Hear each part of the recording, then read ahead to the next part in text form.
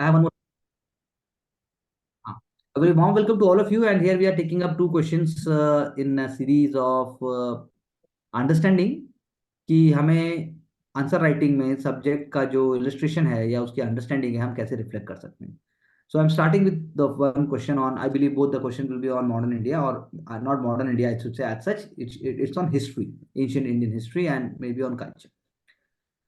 First question कह रहा है, enumerate the significance of cave paintings in the reconstruction of early history.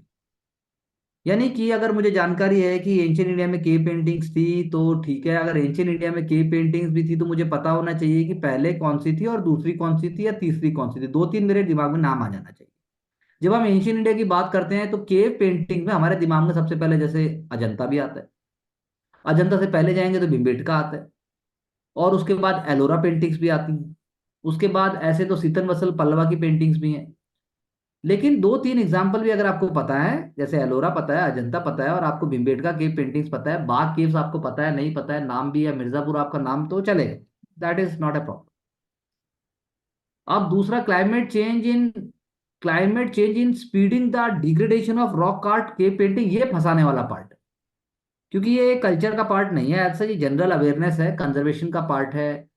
आपको idea होना चाहिए कि अगर वाटर सीपेज होगा, आपको आइडिया होना चाहिए अगर उसके ऊपर सनलाइट ज्यादा आएगी, आपको होना चाहिए अगर एरिया बैरन हो जाएगा, आपको होना चाहिए अगर वहां पे टूरिस्ट जा रहे हैं उसको हाथ से टच कर रहे हैं तो नेचुरली फिर डिग्रेडेशन होगा. आपको आइडिया होना चाहिए दैट ट्राइबल्स हैं या लोकल एनजीओ है, या फिर उनको एटलीस्ट उनको डॉक्यूमेंट करना है, एटलीस्ट उनको पॉपुलर करना है. लेकिन there must be a visitor management and there must be a management plan जो कि केव पेंटिंग्स को लॉन्ग टर्म में बचा कर रखे. तो I think it's all about confidence how to approach the answer, because complete technical answer is never required in the civil services exam.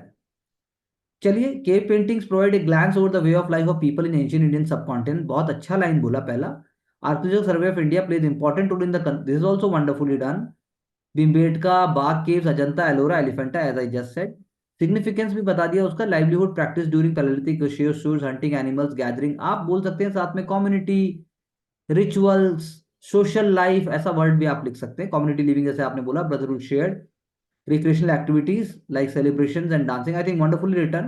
Advanced form of painting techniques like fresco murals, which have lasted for hundreds of years with minimal fading. Sustainability with natural dyes and colors used, for example, brown soil, red rocks, green leaves. I think wonderfully done. I think on track hai. Worship and belief in God existed, for example, nature worship. Now, with advancement, the climate change acts as a threat to the cave and paintings. Deforestation and destruction of unknown yet important sites, flooding, rising temperature and greenhouse gas impact the quality of paintings. Forest fires can damage the natural site. And एक दो point जो मैंने आपको और बताए. तो role आपने बताया, ministry of agriculture, ASI, UNESCO world heritage site, साथ में आपका स्टेट आर्कियोलॉजी डिपार्टमेंट है. उसके बाद म्यूजियम्स हैं. जैसे for example you can always suggest कि हम उनको ओपन एयर म्यूजियम्स की तरह बना सकते हैं.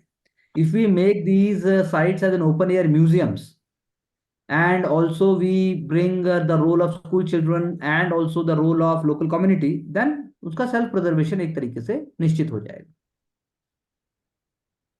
उसके अलावा क्लाइमेट चेंज की जब हम बात करते हैं तो केव पेंटिंग्स के लिए आपने बताया ही है, जैसे अनप्लैंड अर्बनाइजेशन खतरा है, और उसके बाद degradation of forest. I think on track, lucid है, सिंपल है, और आपने एक लेयर ऑफ इंफॉर्मेशन आप पूरी लेके आए हैं. कलर्स के अंदर हो सकता था, आप बोल सकते थे कि देयर कुड, मतलब जो रोल ऑफ नेचुरल डाइज, आप कलर भी बता सकते थे बना के. आप एक मैप बना सकते थे इंडिया का, और उसमें आप जस्ट विद पॉइंटेड आप बता सकते थे Bhimbetka in Madhya Pradesh, and then Ellora, and so just to value addition. हाँ जी सर। सेकेंड है, discuss the main forms of cultural resistance. अब ये बड़ा वर्ड, ये ही कीवर्ड है, बस जिसने ये पकड़ लिया वो आंसर लिख जाए. मैं बिना क्वेश्चन पूरा पढ़े ही आपको सेंसिटाइज करने की बात कर. Main forms of cultural resistance. अब भाई बस मैं तो इतना ही देख के मेरे को क्वेश्चन समझ आना चाहिए, बाकी तो मुझे पता है, बट ऑब्वियस होगा कि भाई अंग्रेजों के खिलाफ क्या किया, ये किया, वो किया. तो कल्चरल रेजिस्टेंस कैसे होगा? उसमें अगर आप स्मार्ट थिंकिंग सोचेंगे, सबसे पहले उसमें लेके आइए, या तो आप लेके आइए उसके अंदर थीम्स. थीम्स क्या होंगी? ड्रामा है, लिटरेचर है, वीकली पीरियोडिकल्स हैं, पेंटिंग्स हैं, और नॉवेल्स यानी उपन्यास। ये आ गया मेरे माइंड में हाँ 30 जी। सेकेंड्स में। साथ मेरे माइंड में आना चाहिए फॉर्म्स ऑफ कल्चरल रेजिस्टेंस को प्रमोट कैसे किया जा रहा था। तो भाई पहले मेरे दिमाग में राजा राम मोहन रॉय आएंगे, साथ में ब्रह्मो समाज भी आएगा, यानी कि सोशल इविल को हटाने की बात भी हो रही है। कल्चरल हेजीमोनी में अगर ये बात होती है कि Christianity is objective and our religion is backward and our religion is not looking forward and it is not progressive, तो मैं वहां से वो एलिमेंट जोड़ूंगा। फिर मेरे माइंड में आएगा भारतेंदु हरिश्चंद्र। फिर मेरे माइंड में आएंगे आपके और पोएट आएंगे, एक दो पोएट का नाम आपको याद आना चाहिए। कल्चरल रेजिस्टेंस की लड़ाई तो आपके गदर रिवोल्यूशनरीज ने भी लड़ी जब उन्होंने सेकुलर आइडियाज को प्रमोट किया। तो यानी ओपन एंडेड अप्रोच है। फिर सुब्रमण्य भारती जिनको सिंगिंग सोल कहा जाता है, सुब्रमण्य भारती हो गए। उसके अलावा जो है आपका वाईकॉम, वाईकॉम बोल रहे हैं, कुमारनासन पोएट थे केरला के, वो हो गए। तो तीन चार नाम हमारे पास हमेशा रहना चाहिए।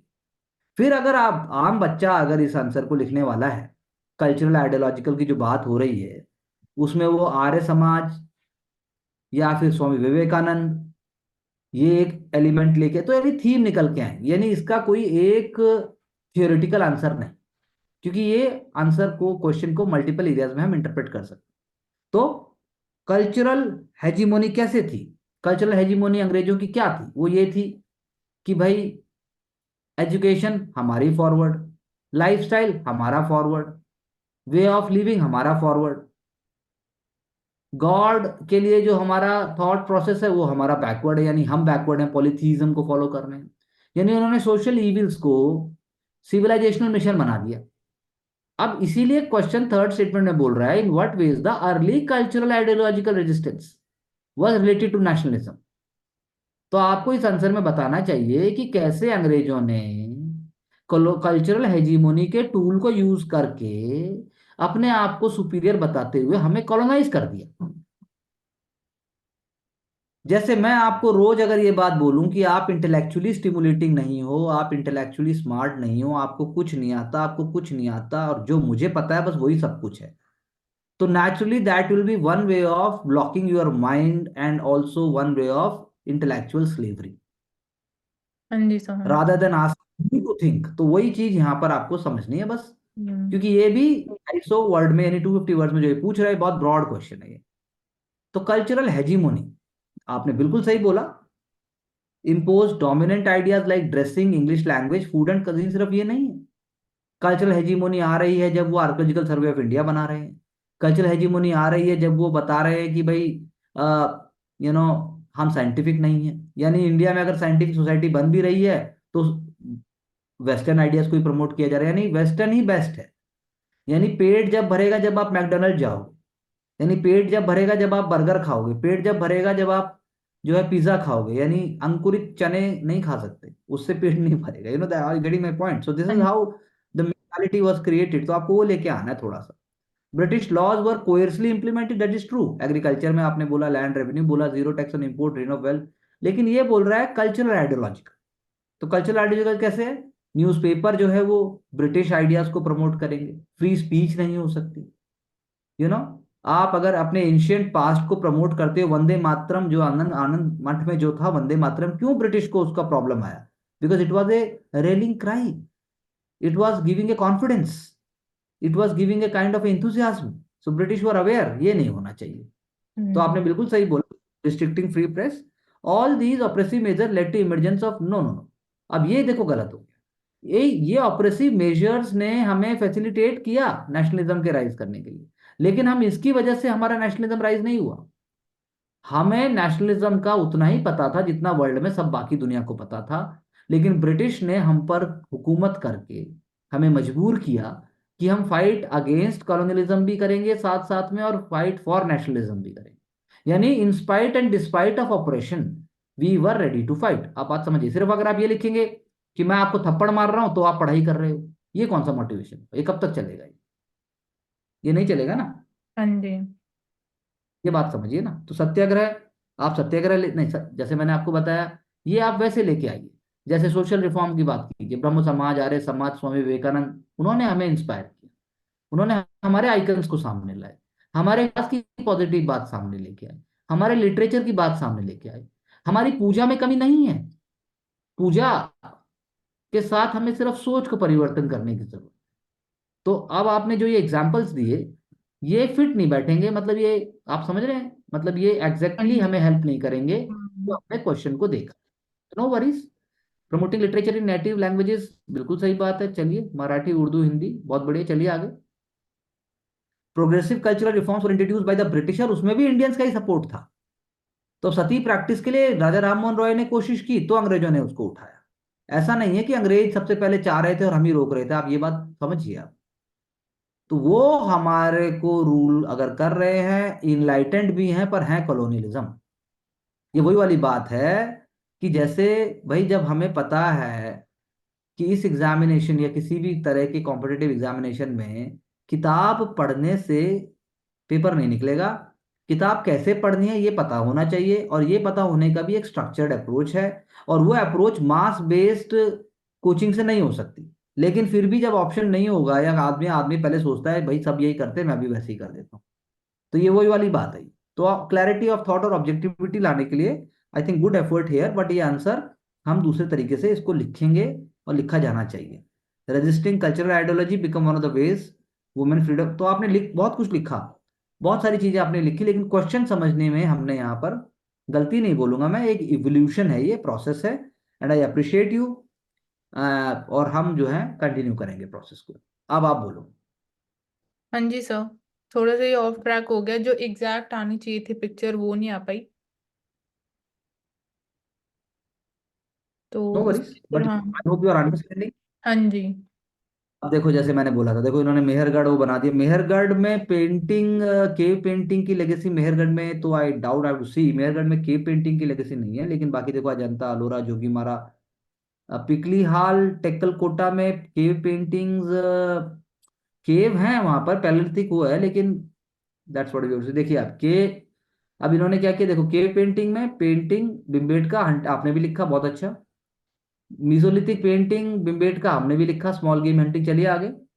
बिगनिंग ऑफ सोशल लाइफ हमने भी बताया, एब्स्ट्रैक्ट सिंबल्स हमने बताए, सेटल्ड एग्रीकल्चर लाइफ हमने ऐसा एग्जैक्टली नहीं लिखा, political life pre dominance of battle scenes, Jogimara Chhattisgarh ये हमने मिस किया, Buddhism emphasis on art for religious value, देखो इन्होंने उसी को थोड़ा सा बस ज्यादा क्लैरिटी से पुट अप कर दिया।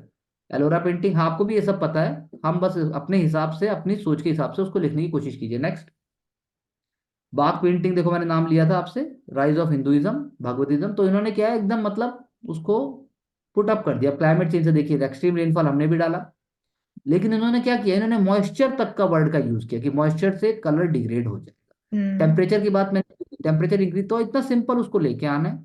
स्ट्रक्चरल डैमेज की बात हमने भी की थी, तो आई थिंक ऑन ट्रैक है, चलिए आगे।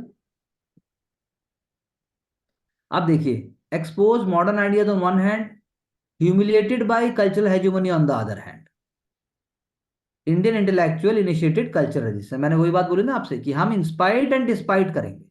हम्म। अब देखिए क्या लिखा, चलिए आगे देखो, अब मैंने आपसे पहले ही बोला था ब्राह्मण समाज, तो इन्होंने आत्मीय सभा का नाम लिया शुरू में। कास्ट बेस्ड सर्टिफिकेशन के लिए सत्यशोधक समाज का एग्जाम्पल दिया, फिर वुमेन के लिए ईश्वरचंद्र विद्यासागर का एग्जाम्पल दिया, चलिए, जबकि ये एग्जैक्टली नहीं है, लेकिन सिविल सर्विसेज के हिसाब से, जनरल स्टडीज के हिसाब से it's not bad, it is good. फिर आपने बात की, गो बैक टू, मैंने कहा था आर्य समाज को कैसे इंटरप्रिटेशन करना है। फिर क्रिश्चियन मिशनरीज की बात हुई, तो यहाँ पे एग्जांपल रामकृष्ण मिशन और हिंदुइज्म विवेकानंद की बात हुई।